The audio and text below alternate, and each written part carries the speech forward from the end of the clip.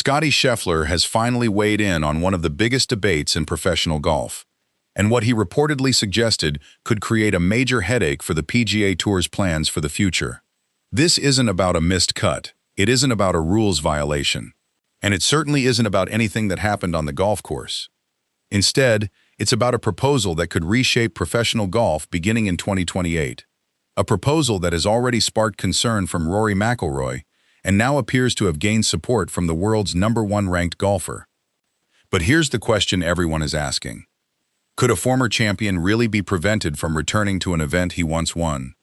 And if so, why are two of golf's biggest stars pushing back before the new system is even finalized? Let's dive in. To understand why this story has become such a hot topic, we first need to look at what the PGA Tour is trying to accomplish. The Tour has been working on a long-term restructuring plan designed to make professional golf more competitive and easier for fans to follow. Under the proposal, beginning in 2028, the schedule would feature two distinct levels of competition. At the top would be an elite championship series, made up of the biggest tournaments and the highest-ranked players. Below that would be a challenger series, where players would compete for the chance to earn promotion into the top tier. On paper, the concept sounds exciting. Promotion and relegation are common in many sports around the world, and supporters believe the system would reward consistent performance while creating meaningful competition throughout the season. But critics believe there's a major problem hidden beneath the surface. Some of golf's most historic National Open championships could become much more exclusive than they are today. And that's where Rory McIlroy entered the conversation. McIlroy has publicly emphasized the importance of protecting National Open tournaments, events with decades of history that have traditionally welcomed players from different tours and different qualification pathways. His concern isn't simply about who gets to play. It's about preserving the identity of tournaments that have always stood for something bigger than rankings alone. According to reports, McIlroy fears that if these events become locked into a rigid championship series structure, they could lose much of what has made them special for generations. If you're enjoying this video so far, don't forget to hit the like button and subscribe to the channel. We cover the biggest stories in golf, breaking news, player reactions, and everything happening across the PGA Tour, LIV Golf, and the major championships. Now back to today's story. For several days, fans wondered whether Scottie Scheffler would comment on the growing debate.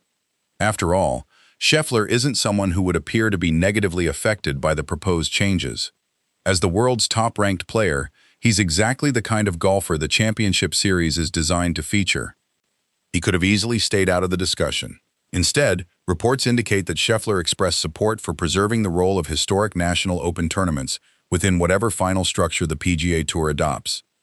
Rather than focusing only on rankings or exclusivity, he reportedly highlighted the importance of these events in the professional golf calendar, noting how many top players use them as valuable preparation before major championships. Whether intentional or not, that position closely aligns with McIlroy's concerns. And that's why this story has attracted so much attention. When Rory McIlroy raises concerns, people listen. When Scottie Scheffler appears to echo those concerns, the conversation becomes impossible to ignore. Imagine this scenario. A golfer wins one of the sport's most historic tournaments. Years later, he wants to return to defend his legacy or simply compete once again. But because of a new qualification system, not poor performance, not injury, not disciplinary action, he no longer meets the eligibility requirements. For many fans, that feels completely at odds with the tradition of these championships. These tournaments have always represented opportunity. They've brought together stars from different tours, rising talents, veterans, international players, and former champions. Changing that formula could fundamentally alter what makes them unique. Of course, it's important to separate possibility from certainty. Rory McIlroy has not been banned from any tournament. No final rule has been approved. No official announcement has confirmed that former champions would lose eligibility. Everything being discussed today revolves around proposals that are still under consideration.